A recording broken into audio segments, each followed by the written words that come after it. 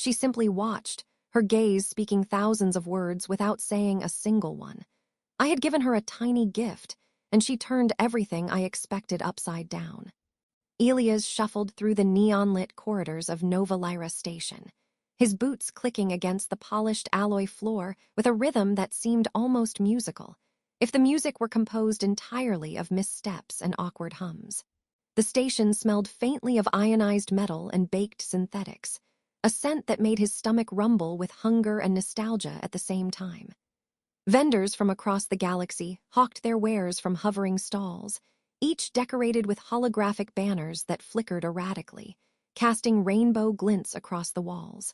Elias' eyes darted from one unusual sight to another.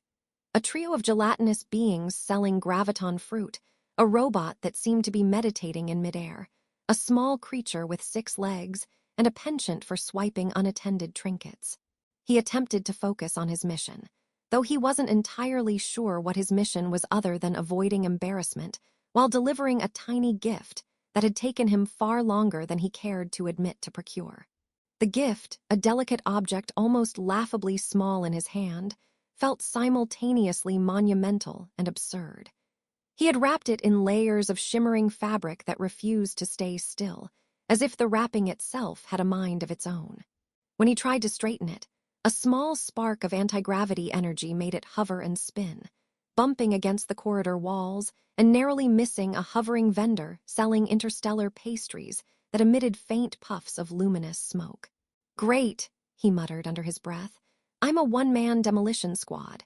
The alien vendor shot him a suspicious look, and Elias smiled nervously, offering an exaggerated bow that almost toppled him over. The vendor made a low, gurgling sound, which Elias assumed was amusement, or a warning to keep moving. Finally, he reached the quiet corner where she sat, framed by the gentle glow of the fountain that levitated a few inches above the floor. The water, or what passed for water in a place like this, moved in slow, perfect arcs, illuminated by pulses of soft blue light. She was seated on a curved bench, legs crossed elegantly, hands resting on her knees, her long ears angled slightly as though listening to a music only she could hear. Her skin was the color of liquid sapphires, shifting subtly with each movement, and her black hair fell in long waves over her shoulders, catching the fountain's glow in a way that made it look almost alive. For a moment, Elias forgot how to breathe, his brain struggling to process both the reality and the absurdity of his nerves. Hi," he said finally, waving awkwardly as if greeting her might diffuse the tension that had built up in his chest. The alien woman's gaze lifted slowly, her eyes catching his with an intensity that felt like it could see straight into the jittery mess that passed for his soul. She said nothing, not a word, just tilted her head ever so slightly, long ears twitching in a motion that seemed almost imperceptible. Elias swallowed hard.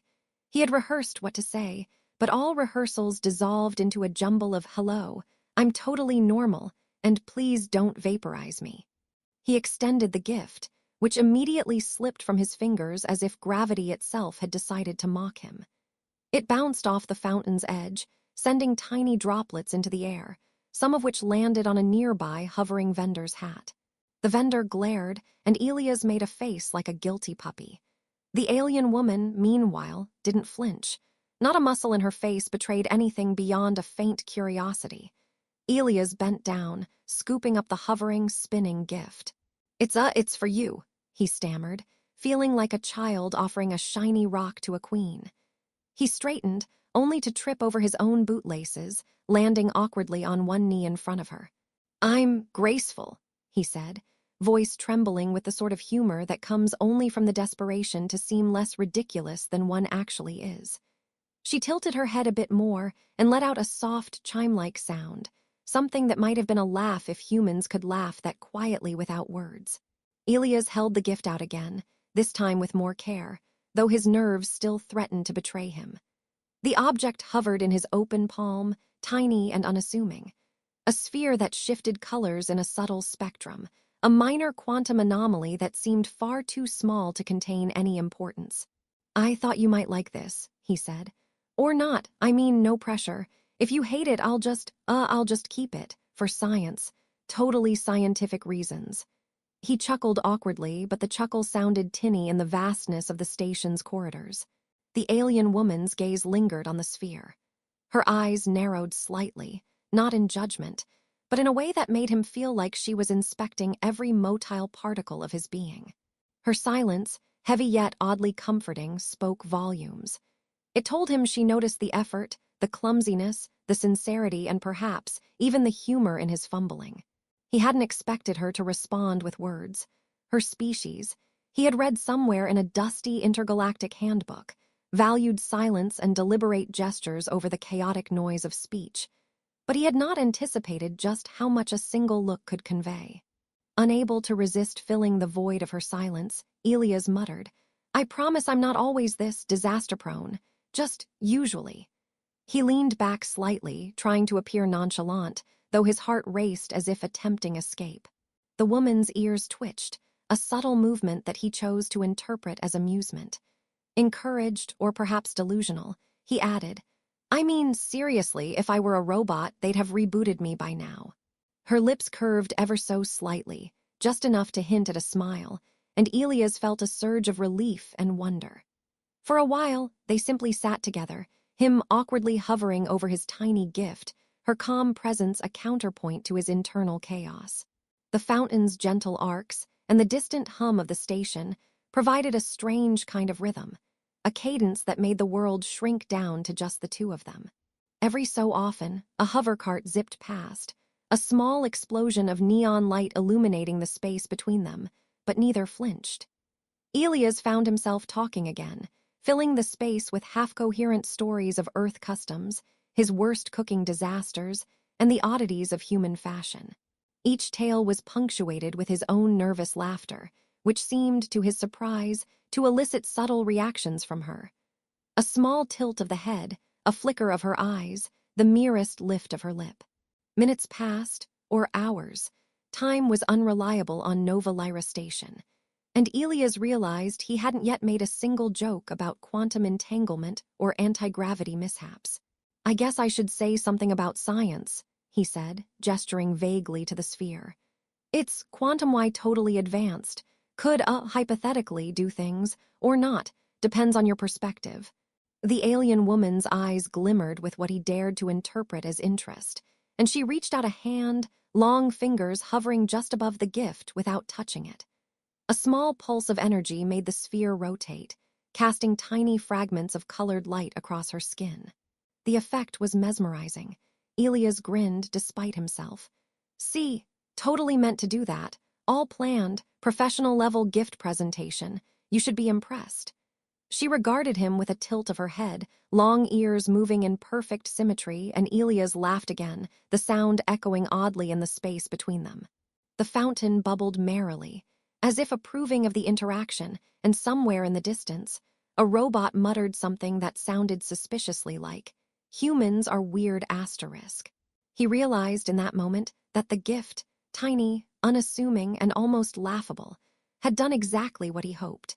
It had opened a bridge, however small and fragile, between himself and this alien woman whose blue skin shimmered like starlight and whose black hair absorbed it like the void. Her silence had spoken volumes, each unspoken word wrapping around his fumbling humor and clumsy sincerity, forming a connection that defied explanation, yet felt undeniable. Elias shifted, finally daring to sit beside her rather than hovering nervously, and for a long time, they simply existed in the shared rhythm of the station. A human man with awkward humor and an alien woman whose quiet presence spoke more than words ever could. Somewhere in the distance, a hovercart collided softly with a stall, sending a cascade of floating pastries into the air, and Elias couldn't help but chuckle, pointing at the flying treats. "See, even the universe wants me to make you laugh." Her ears twitched. A faint glimmer of amusement, or perhaps approval, passed through her eyes, and he knew that this was only the beginning. The tiny gift remained in her possession, a nexus of curiosity, trust, and the promise of moments yet to come. Elias, for all his clumsiness, had managed to plant a seed, fragile and glowing, in a universe vast enough to swallow entire worlds. And as the station hummed, pulsed, and floated around them, He realized that perhaps the most improbable thing in all of Nova Lyra Station wasn't the floating fruit, the meditating robots, or even the anti-gravity mishaps. It was the quiet, shimmering connection between him and the blue-skinned alien woman whose silence had just begun to speak. Elias awoke to the gentle hum of Nova Lyra Station's life systems, a sound that reminded him simultaneously of a heartbeat and a swarm of contented mechanical insects. He rubbed the sleep from his eyes, glanced at the small pouch containing the gift he had so clumsily offered, and wondered what the alien woman, whose name he still didn't know, was doing at that very moment. The thought made him grin like a fool, which was a dangerous habit he seemed determined to indulge in, and he tugged on his boots, already imagining the awkwardness of another encounter. His mission, as he quietly reminded himself, was simple: deliver charm, humor, and human unpredictability without detonating any quantum anomalies or offending alien sensibilities. As he navigated the station's corridors, he took note of the usual chaos. Hovering carts zoomed by, some carrying luminous plants that pulsed in time with the station's hum, others laden with food that defied gravity, spinning and floating as if celebrating some silent, celebratory dance. A group of small, furry creatures darted across his path, their 6 legs moving faster than seemed physically possible, and he narrowly avoided colliding with a vendor who was attempting to juggle 3 levitating containers of neon-colored liquid. "Remind me again why I come here," Elias muttered to himself, instead of just staying on Earth with normal, stationary chaos. He tripped over his own boots, caught himself on a railing, and shot a nervous grin at a hovering droid, which emitted a short, indignant beep. When he reached the quiet corner where she usually sat, the alien woman was already there, seated beside the fountain, as though she had been expecting him, or perhaps merely observing the predictable pattern of human folly that followed him like a shadow. Her blue skin shimmered under the soft light, and her black hair moved slightly in the gentle currents of artificially manipulated air. Elias approached cautiously, trying to balance dignity with a mounting sense of ridiculousness, and nearly dropped a graviton pastry he had purchased on impulse. "I swear I know what I'm doing most of the time," he said, as if speaking aloud might convince both the universe and himself. The alien woman's long ears twitched at the sound of his voice, her gaze lifting to meet his. She didn't speak, of course, but there was a subtle shift in her posture, a hint of curiosity that made him feel simultaneously scrutinized and welcomed. Elias held out his hand with the pastry, the gesture almost comical in its earnestness. "I thought you might want to try one?" The pastry hovered in a gravity field, wobbling precariously as if unsure about the proposition. She reached out a delicate, elongated finger, and the pastry floated gently into her hand.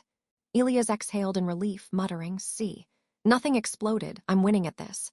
They moved together through the zero-gravity gardens, Elias walking as if he were on stilts, while she glided beside him with a grace that seemed effortless. The flora of Nova Lyra was unlike anything on Earth. Bioluminescent vines curled lazily in midair, flowers opened and closed in rhythmic pulses, and small orbs of light drifted like fireflies, emitting soft musical tones when disturbed. Elias, attempting to contribute to the ambience, accidentally activated a hovering projector embedded in the path, which unleashed a flurry of neon butterflies that flitted around them chaotically. He waved his arms, muttering, "Ah, control the butterflies. Please, anyone, gravity laws now." The alien woman's ears flicked, and a soft chime-like sound escaped her throat, which Elias decided was a laugh, though it was quieter than anything he had ever heard. He grinned, feeling a warmth spread through him, the absurdity of the moment making the impossible world around them feel almost familiar. As they strolled, he noticed her examining the tiny gift he had given her the day before. It hovered in a small field of anti-gravity energy, its colors shifting subtly. Elias tried not to appear overeager, though he knew the truth. He was fascinated not just by her, but by how she approached the universe, curious, deliberate, and quietly amused. "It's nothing fancy," he said, voice low. "Just a small token of friendship, curiosity, and maybe a bit of awkward charm." He chuckled at his own words, and she tilted her head slightly, the gesture gentle yet inscrutable. Her silence, as always, spoke louder than any words he could muster, and Elias found himself enjoying the challenge of translating her quiet into something he could understand. They paused by a floating pond, where small metallic fish swam in loops, each leaving trails of faintly glowing particles in its wake. Elias crouched to examine them, only to accidentally trip the edge of the pond, sending a cascade of glowing droplets into the air. Perfect, look at that. It's interactive light art, totally intentional. The alien woman finally moved her hand, brushing a droplet with her fingertip. The droplet dissolved into a tiny spark, illuminating the faint curve of her smile, small but unmistakable. Elias felt a surge of pride. "I did that," he said, beaming. "I am the artist, and also the clumsy assistant." Time passed strangely in the gardens. Elias told stories of Earth's absurdities, dogs wearing clothes, humans worshipping caffeine, and the mystery of why socks disappear in dryers, each punctuated with nervous laughter. The alien woman listened, sometimes leaning in slightly, other times letting her gaze drift toward some distant light or sound. He tried to notice everything: the way her ears twitched when amused, the subtle shimmer of her skin, the almost imperceptible rise of her brow. It was as if she spoke an entire language through gestures and silence, and he was eager to learn, stumbling comically as he tried.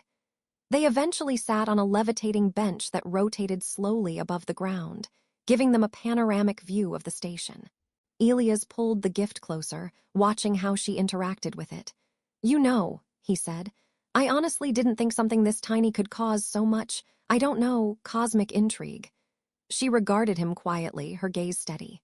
Then, with a slight motion, she touched the sphere, causing it to emit a soft pulse that expanded outward in concentric rings, sending gentle waves of light across the bench. Elias leaned back, feigning calmness while secretly marveling. "See, that's called intentional quantum art, totally experimental." He gave a small shrug, and the alien woman's lips curved faintly upward, the closest thing to a human smile he had yet witnessed from her. A sudden alarm from a nearby docking bay startled a flock of luminescent birds, which flapped chaotically around them. Elias ducked, grabbing at thin air, and ended up catching one of the birds in his sleeve. "Got it," he exclaimed, holding the bird aloft like a trophy. "Hero of the day." The alien woman tilted her head, letting out a sound that Elias, in his own mind, interpreted as laughter. He grinned, realizing that perhaps his role in her day was not to impress, but simply to be present, clumsy, and genuine. As the station's artificial night fell, casting a violet glow across the gardens, they sat side by side, watching as bioluminescent flora pulsed and shimmered. Elias, emboldened by the small victories of the day, the shared laughter, the subtle smiles, the mutual curiosity, finally allowed himself to speak more openly. "You know, I didn't expect any of this. I didn't think I'd meet someone like you, or that you'd care about a tiny, silly gift."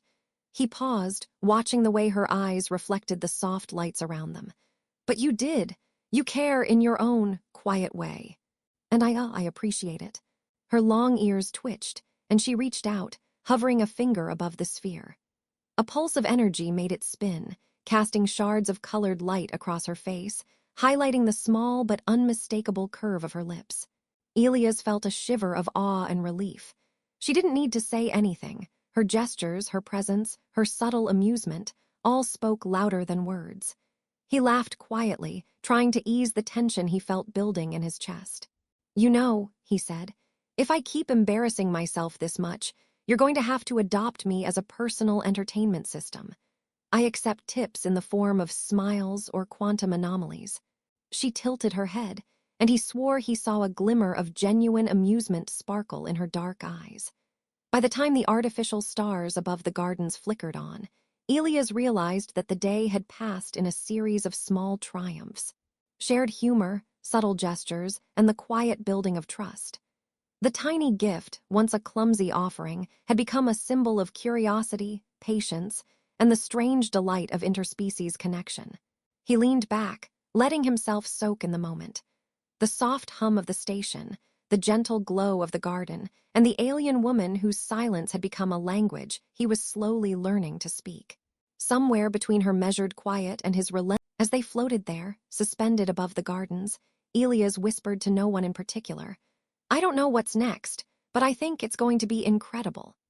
Her long ears twitched in what he convinced himself was agreement, and the sphere pulsed softly between them, a tiny beacon of possibility in a universe far larger than either of them could yet comprehend. And somewhere deep in his chest, a small, foolish, entirely human hope took root, that perhaps, together, they might explore not just the corridors of Nova Lyra Station, but the infinite expanses of understanding, curiosity, and connection that stretched between their worlds. Elias woke to the soft hum of Nova Lyra Station's life systems, but this time it felt different, less like background noise and more like a rhythm he belonged to. The tiny gift, still hovering in the corner of his quarters, pulsed faintly, as though it had absorbed the memories of the past days. He rubbed his eyes and stretched, marveling at the fact that he no longer felt like a fumbling outsider in this vast, alien station. Something had shifted in him, a quiet confidence tempered by humility, a sense of curiosity honed not by textbooks, but by connection. Today, he thought, today might be the day everything changed. He made his way to the zero-gravity garden, taking care not to trip over the graviton-stabilized pathways, though he still managed a stumble that sent a small glowing pod tumbling into the air. And that, he muttered to himself, is why humans invented apologetic gestures. When he arrived at her usual spot, the alien woman was already there, seated gracefully atop a floating bench, her blue skin catching the violet light of the artificial dawn. Her black hair shimmered faintly, reflecting the colors of the garden in a way that made her seem almost otherworldly, and her long ears twitched subtly, signaling her attention.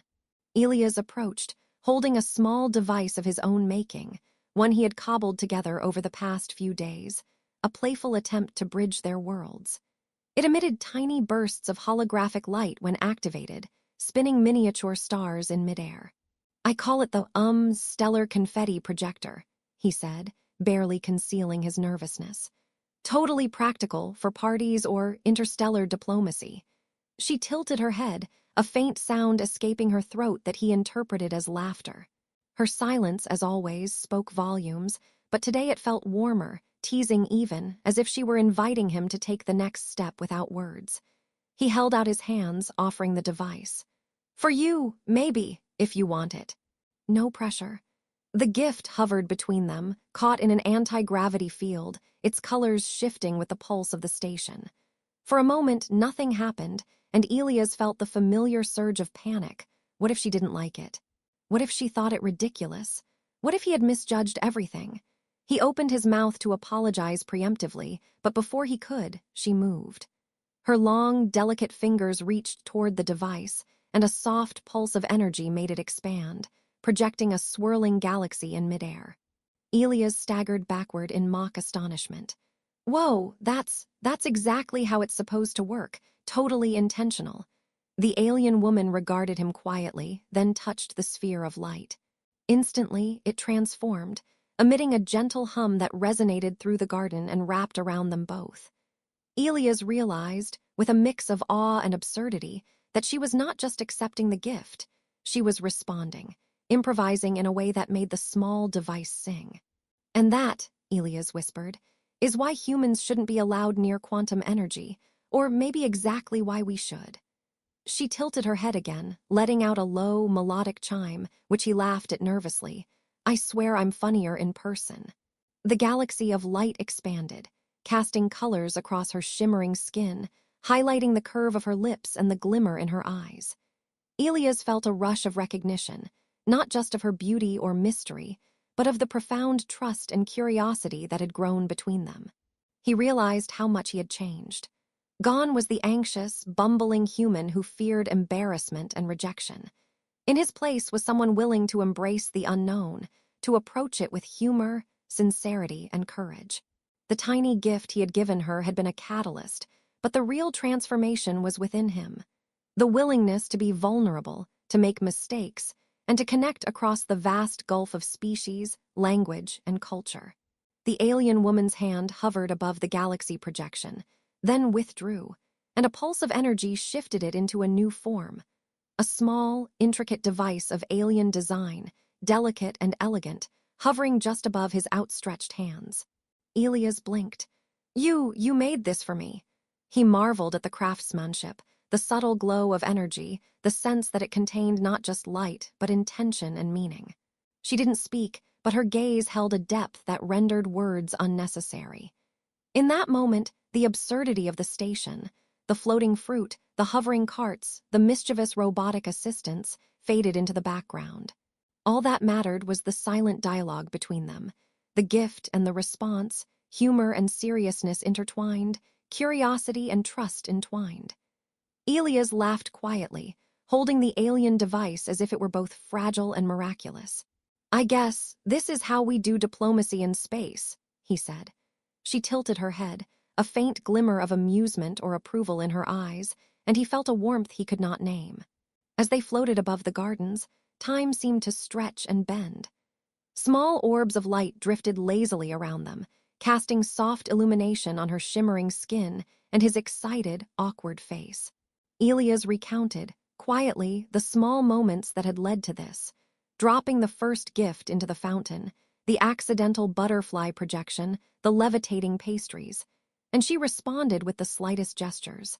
A twitch of her ears, a soft pulse of energy, the gentle ripple of her lips. The humor of those days, the shared laughter, had forged a bond as real and tangible as the gravity-defying flora surrounding them.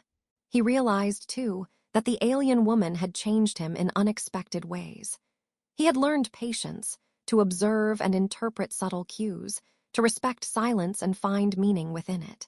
He had discovered that humor could bridge worlds, that vulnerability could spark connection, and that even the smallest acts, like offering a tiny, improbable gift, could carry infinite weight in the right context.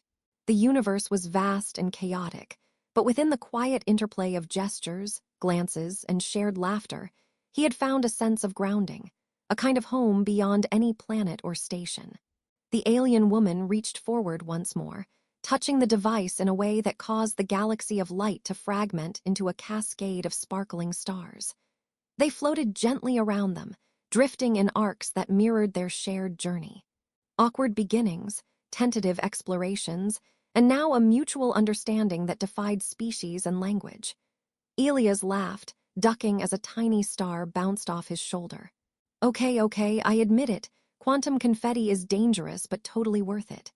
She made a soft chime-like sound in response, and he swore it was laughter, pure and melodic. Hours passed, or perhaps minutes. Time was a pliable concept in the station, and the galaxy of light slowly contracted, settling into the alien device she had crafted. Elias held it carefully, feeling its hum vibrate through his fingers. He looked at her, long ears angled toward him, eyes dark pools of intelligence and subtle amusement. "I guess this is our moment," he asked. She tilted her head, a faint smile tracing her lips, and in that single gesture he understood. Yes, this was the culmination of everything.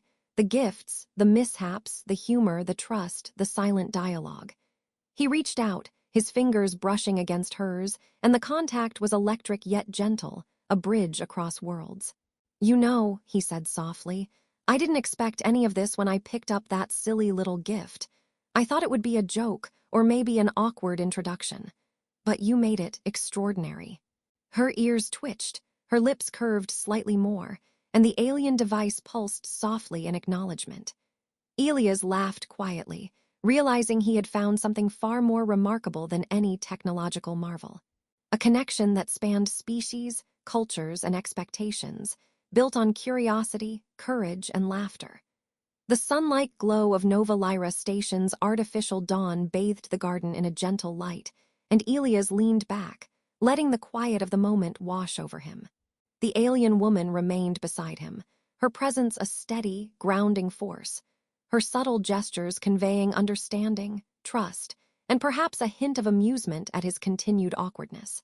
The tiny gifts, the failed jokes, the shared mishaps, all of it had led to this moment of profound simplicity and completeness. Elias realized he no longer needed to speak constantly to fill the silence. Their shared presence was enough.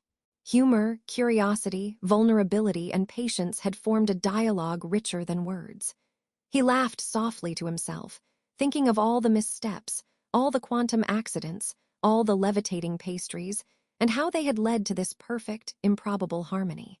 The alien woman extended her hand, resting it lightly on his arm, and Elias felt a warmth and certainty he had never known. "You know," he said quietly, "I think this might be the start of something incredible. Or at least, the start of the most fun I've ever had navigating a galaxy." She tilted her head, her lips curving slightly, and Elias laughed again, realizing that she had not only accepted him, but had invited him into a silent, joyful partnership that transcended words. As they floated together above the gardens, the hum of Nova Lyra Station enveloping them, Elias knew that the tiny gift, the awkwardness, the humor, and the shared curiosity had forged a bridge that would endure. He had changed, grown braver, more patient, more observant, and infinitely more open to the extraordinary possibilities of life beyond his world. And in the quiet, shimmering gaze of the blue-skinned alien woman, he found a reflection of his own growth, an affirmation that even in the vast, chaotic universe, connection, laughter, and trust could create a space as real and vital as any planet, star, or galaxy. The day stretched before them, infinite yet intimate, filled with the quiet hum of possibilities and the soft glow of understanding. Elias smiled, feeling the weight of his journey and the lightness of what lay ahead. For the first time in his life, he knew that the universe was not a place to fear, but a place to explore, together. And with the alien woman beside him, her silence speaking volumes and her gestures full of intent, he stepped into that future with a heart wide open, ready for every absurd, beautiful, and astonishing moment yet to come.